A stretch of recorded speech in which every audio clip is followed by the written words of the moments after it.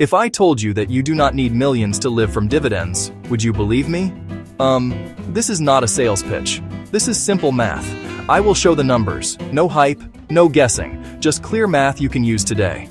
Many people hear live off your investments and picture a vast fortune that feels out of reach. They see a mountain they can never climb. They're looking at the peak and missing the path. The path isn't about becoming a millionaire overnight. It's about building a steady, predictable cash machine, piece by piece, over time. It's simpler and more achievable than you think. The idea you need $1 million or several million is a myth. It's a lazy shortcut that ignores the most powerful variable: dividend yield. The capital you need ties directly to the safe rate of return you can generate. Understand that relationship and the dream becomes a solvable problem. This isn't about a secret stock or a get-rich-quick scheme. It's about basic arithmetic of income investing. Living off dividends means your investments pay you money. You do not sell your shares to get cash. The stocks or funds you own send you money. You receive that money as cash or as a deposit in your account. You can use it to pay bills. You can use it to buy food. You can use it to cover life. Think of it like owning a small orchard of apple trees. You do not cut down the trees to sell the wood for a one-time payment. Instead, you harvest the apples each season. The trees remain, continuing to grow and produce more fruit year after year.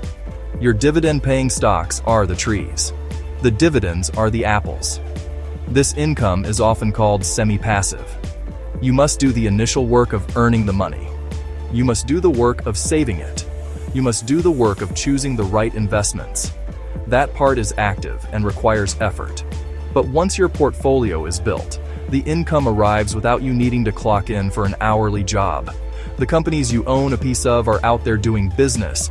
They are earning profits. They are sharing a portion of those profits with you, their shareholder. This cash flow can arrive monthly. It can arrive quarterly. It creates a predictable stream of income that is not tied to your daily labor. It is the foundation of financial independence. It is how you buy back your time. This is not instant wealth. It is not a fast lottery.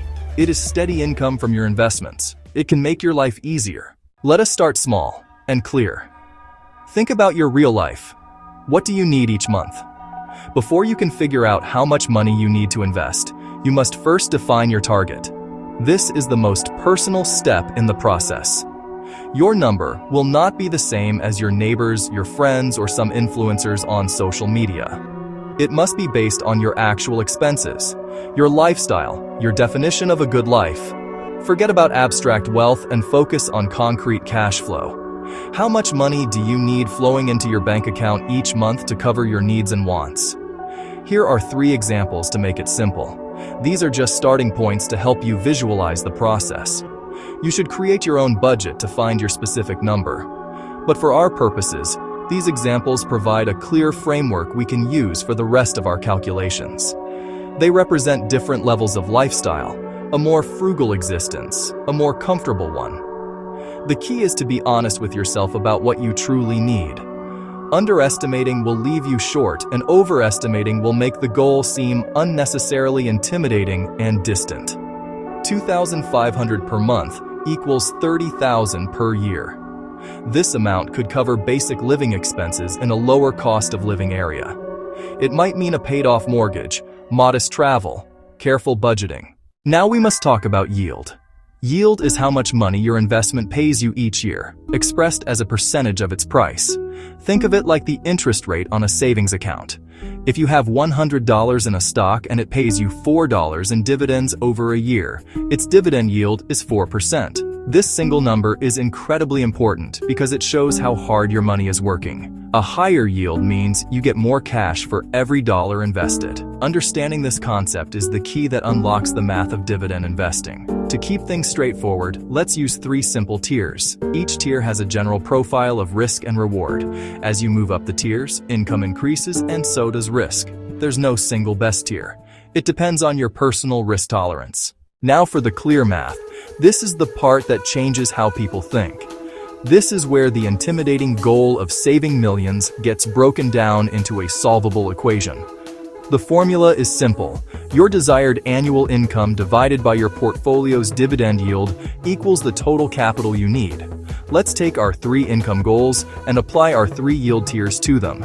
Pay close attention to how dramatically the required capital changes with just a 1 or 2 percentage point shift in yield. This is the most important lesson in the entire essay. The numbers speak for themselves. Let's start with our first goal. $30,000 per year, $2,500 per month. At a conservative 3% yield, $30,000 divided by 3% equals $1 million needed. This is the number that scares most people away. At a balanced 4% yield, $30,000 divided by 4% equals $750,000 needed. We just cut the required capital by $250,000. At a strategic 5% yield, $30,000 divided by 5% equals $600,000 needed. Now we are at nearly half of the original $1 million figure. This simple shift in yield makes the goal feel far more attainable. This is the power of finding a slightly higher, yet still safe rate of return. Now let's look at our middle goal. $48,000 per year, $4,000 per month. At a conservative 3% yield, $48,000 divided by 3% equals $1,600,000 needed. Again, a very large number. At a balanced 4% yield, $48,000 divided by 4% equals $1,200,000 needed. A significant drop of $400,000. At a strategic 5% yield, $48,000 divided by 5% equals $960,000 needed. We have now brought the target below the $1 million mark, a huge psychological victory. The difference between a 3% and 5% yield is a staggering $640,000 in required capital. Many investors, particularly those who follow a total return strategy, plan to sell off shares of their portfolio to generate income in retirement. On paper, this works perfectly fine. If your portfolio grows by 7% and you sell off 4%, you should theoretically never run out of money. However, this strategy has a significant psychological drawback that is often overlooked. It forces you to sell assets, and sometimes you are forced to sell them at the worst possible time. When the market is down, selling shares means locking in losses and permanently depleting your capital base at a faster rate. This can be a source of immense stress. Dividend income is different. The company pays you cash from its earnings, regardless of the daily fluctuations in its stock price. As long as the business remains healthy, the dividend checks keep arriving. This provides a profound psychological comfort during a market downturn. While your portfolio's paper value may have dropped, your income stream can remain stable. After seeing the math in the previous section, if a 5% yield is good, then a 10% yield must be twice as good. This is the high yield trap. One of the most common mistakes new dividend investors make. You see a stock with a double-digit yield. You think you've discovered a hidden treasure. More often than not, you've stumbled onto a trap. Exceptionally high yields are rarely a free lunch. They usually signal exceptionally high risk. The market is pricing that stock cheaply for a reason. High yield can come from trouble. Weak sales, crushing debt, failing business model may see its stock price plummet. Yield equals annual dividend divided by the stock price.